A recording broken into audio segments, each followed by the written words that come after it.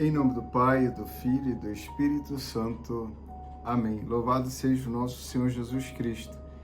Que alegria quando me disseram, vamos à casa do Senhor. Será este o refrão que nós iremos cantar a partir do Salmo 121, 122, após a primeira leitura. Queridos irmãos e irmãs, você aqui que nos acompanha no canal Mar Adentro e no comentário da homilia deste domingo, nós louvamos e bendizemos a Deus porque iniciamos um novo ano litúrgico. E o ano litúrgico, diferente do ano civil, nós começamos logo após a festa de Cristo Rei, nós iniciamos com o tempo do Advento. A ideia de Advento dá a ideia do advir, aquilo que está por vir. E quem nós esperamos? Quem está por vir? Nosso Senhor Jesus Cristo.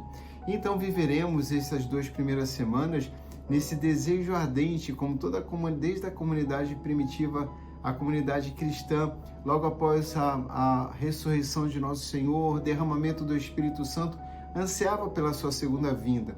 Nós vimos isso muito claramente essas últimas semanas, quando o Senhor mesmo nos fazia esperar pela sua vinda e estarmos preparados. Ouvimos na semana passada, em preparação deste domingo, sobre sinais que ocorreriam no céu, guerras e fenômenos para preparar a vinda do Senhor. E o mais importante não é tanto o quando, a hora, o dia, mas é estar preparado sempre para a sua vinda. Bom, e para tanto a igreja nos apresenta essas 3 leituras. A primeira é retirada do livro de Isaías, que vai falar a respeito do monte da casa do Senhor, que ficando no ponto mais alto das montanhas, dominará as colinas. E com isso nós entendemos uma proeminência dessa montanha, porque exatamente todas as nações e todos os povos inumerosos irão subir ao monte do Senhor.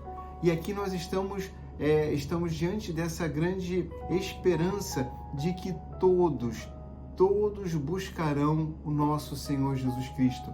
Na verdade, todos buscam em muitas circunstâncias, e sobretudo na busca da felicidade ou na fuga da dor, todos, na verdade, buscam o nosso Senhor. Somente Ele é a nossa paz, somente Ele pode dar sentido à nossa vida. Então a ideia de subir o monte é o monte mais alto, esta proeminência de todos os significados que possamos eleger. Ele é o maior significado que dá sentido a tudo aquilo que existe. Então, adorar o Senhor, buscar o Senhor, é o sentido da nossa existência. Isaías, então, vai dizer o profeta que subindo à casa do Senhor, a casa do Deus de Jacó, para quê? Para que Ele nos mostre seus caminhos e nos ensine a cumprir seus preceitos. E é assim que o Senhor nos dá, portanto, sentido à nossa vida. O Senhor nos mostra, Jesus, de onde viemos, para onde vamos. Isto não é possível senão com Ele, porque Ele é o caminho, a verdade e a vida. E de modo muito interessante, isso numa dimensão extraordinária, porque pega todos os homens, é antropológica, diz respeito a todos os homens, diz assim: Ele há de julgar as nações e arguir numerosos povos, e estes povos que passarão pelo Senhor transformarão suas espadas em arados e suas lanças em foices, não pegarão em armas para lutar uns com os outros e não mais travarão combate. O Senhor que nos chama à vida é o Senhor que exclui toda a violência, toda a necessidade de combate e de luta. Ele é aquele que traz a paz, que leva a paz. Na verdade, como vai dizer São Paulo, Ele, Cristo, é a paz de todo o coração, de todo ser humano. Então, aqueles que buscam o Senhor, que se preparam para a vinda do Senhor, se colocam diante desta realidade do Senhor que nos instrui e nos leva à pacificação do nosso coração.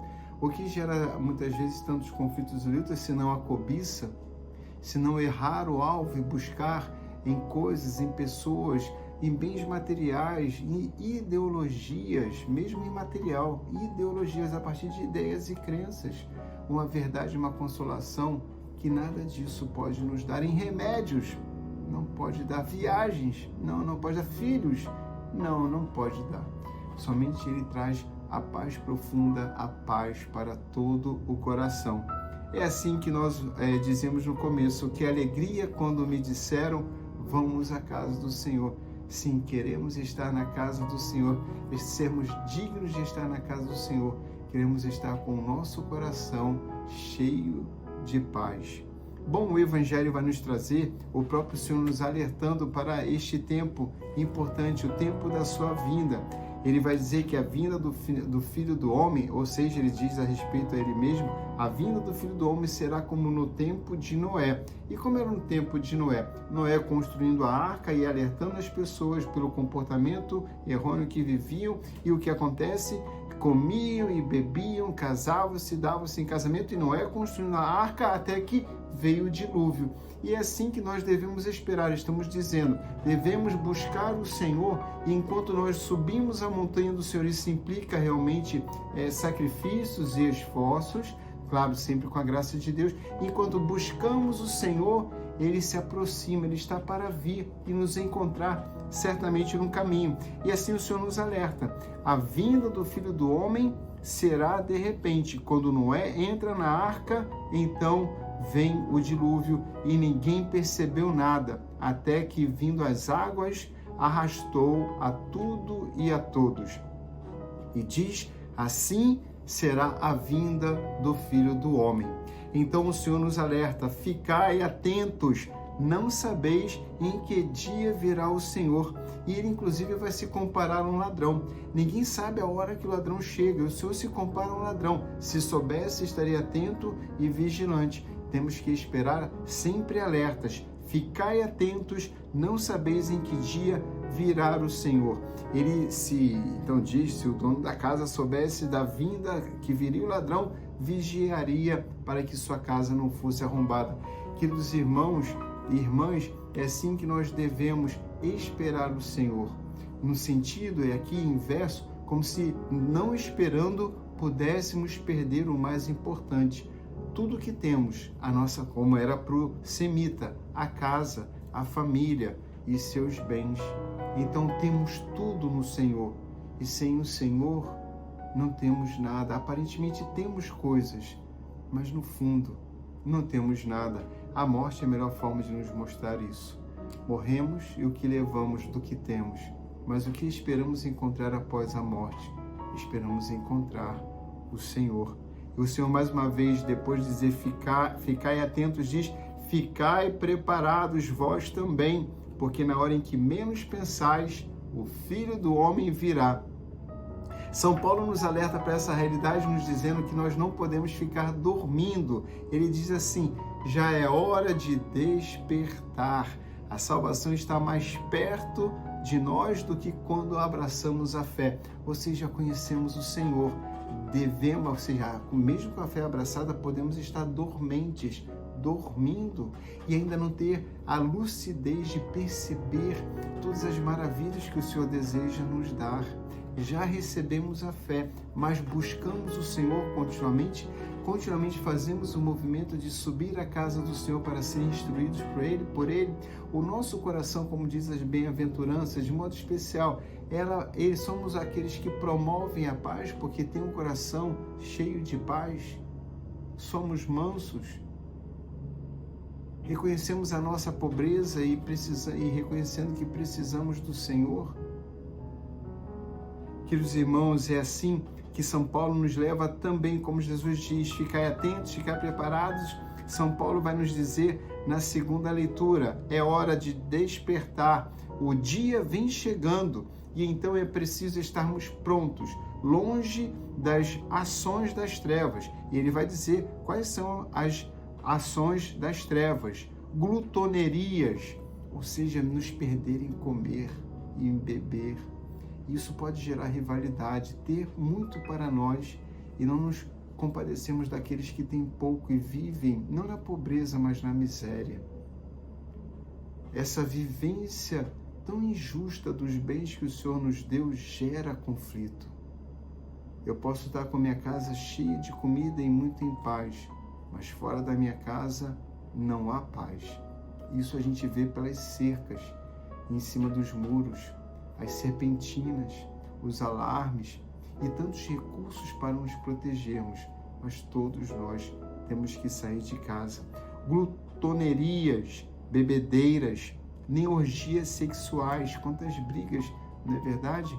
Quantas dificuldades de vida no matrimônio pelo problema da infidelidade, do adultério. E aqui diz orgias sexuais. Então, o sexo desta forma, fora do plano de Deus, pode levar a muitos conflitos, a um coração dividido, imoralidades de tantas ordens, nem de brigas e rivalidades. E assim São Paulo termina. Ele vai dizer antes que nós devemos vestirmos as armas da luz. Então, nada melhor que as bem-aventuranças para nos clarear o que são realmente as armas da luz. Nós podemos pensar também nos frutos do Espírito Santo, para pensarmos essas armas da luz. Mas tudo isso, os dons, as bem-aventuranças, tudo converge como graça do Espírito Santo em ação em nossas vidas a manifestar e a revelar ao mundo a presença de Jesus em nós. Por isso São Paulo vai dizer, revesti-vos do Senhor Jesus. Portanto, nessa primeira semana do ano, neste começo de ano novo, no primeiro domingo do Advento, somos chamados a reconhecer e acolher Jesus, estar atentos e vigiar, não ficarmos adormecidos e estarmos atentos a todo tipo de comodismo, desleixo, indiferença, distração, preguiça, conformismo. Para nós cristãos, isto tudo não cabe como opção. Devemos subir a montanha do Senhor. E como nós ouvimos no refrão, e que alegria quando me disseram, vamos juntos à casa do Senhor. O Senhor esteja convosco, abençoe-vos o Deus Todo-Poderoso, Pai, Filho e Espírito Santo. Amém.